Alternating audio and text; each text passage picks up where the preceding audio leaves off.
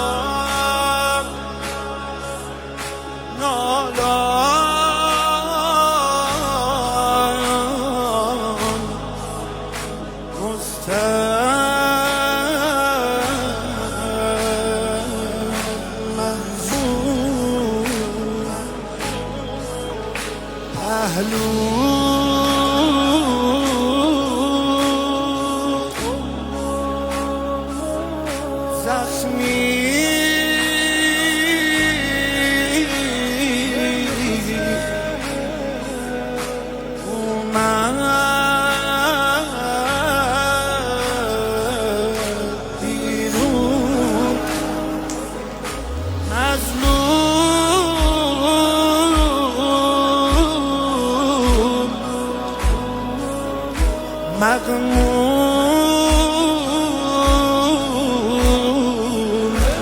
گریه میکنیم تنها دلخون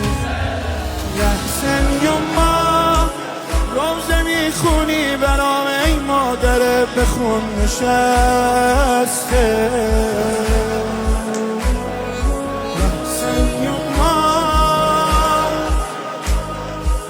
شمشیری زدن به کتفم که پر و بالمو بسته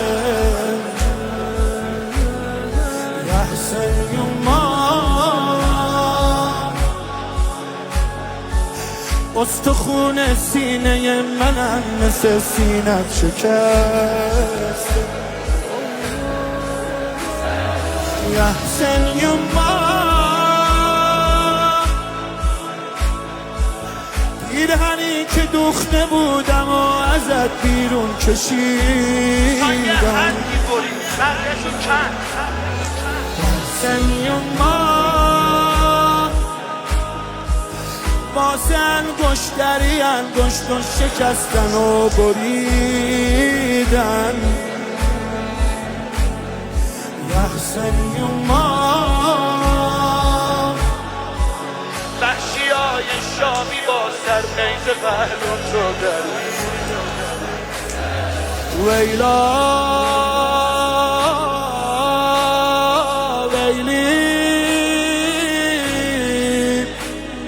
ویلی علا شبلی بی پناه بی دفاع رو زمین افتادی نگران مضطرب فکر زنها بودی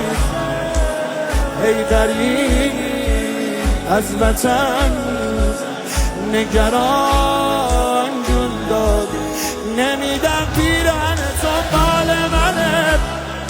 مال منه مال منه اینم از بختم و اقبال منه مال منه مال منه اینم از بختم و اقبال منه